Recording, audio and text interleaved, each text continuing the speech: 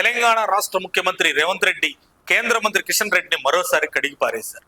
కిషన్ రెడ్డిని గత వారాంతంలో లక్ష్యంగా చేసుకుంటూ ఆయనపై తీవ్ర వ్యాఖ్యలు చేసిన సీఎం నిన్న సోమవారం తన విమర్శల పర్వను కొనసాగించారు.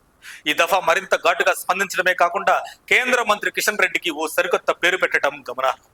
తనపై తీవ్ర విమర్శలు చేస్తున్న సీఎం రేవంత్ ను పరోక్షంగా ప్రస్తావిస్తూ తెలంగాణ రాష్ట్రంలో తనను ఢీకొనే మగాడు మనగాడు లేడన్నట్లుగా కిషన్ రెడ్డి వ్యాఖ్యానించడం అందరికీ తెలిసింది.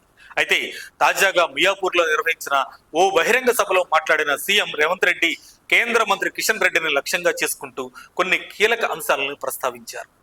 నేను దేశ ప్రధానమంత్రి మోడీని ప్రముఖ కేంద్ర మంత్రుల్ని కలిసి వచ్చిన 3 రోజులకే కిషన్ రెడ్డి ఢిల్లీ వెళ్లి రేవంత్ చెప్పిన ఏ పని చేయొద్దని వారికి చెప్పినట్లుగా ఆరోపించారు.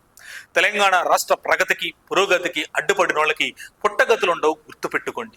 కిషన్ రెడ్డి చంద్రశేఖర్ రావులకు ఒకటే చెప్తున్నా, మీకు చేతనైతే నాకు సహకరించండి, మీ అనుభవంతో నాకు సూచనలు సలహాలు ఇవ్వండి, అంతేకాని మీ ఈగోలతో తెలంగాణ రాష్ట్ర అభివృద్ధిని అడ్డుకోకండి.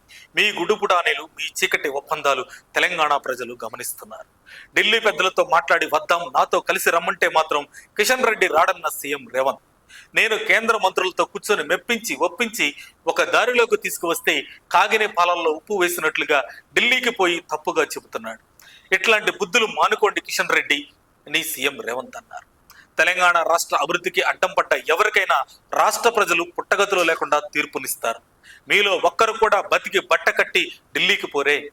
రాష్ట్ర ప్రజలు 8 మంది ఎంపీలను గెలిపిస్తే రాష్ట్రానికి ప్రాజెక్టులు తెచ్చే బాధ్యత మీకు లేదా అంటూ నిప్పులు చెరిగారు సీఎం రేవంత్. ఎన్నికలప్పుడు రాజకీయం చేద్దాం, ఈలోపు అప్పటి వరకు రాష్ట్ర డెవలప్మెంట్ మీద ఫోకస్ పెడదామని హితవు పలికారు.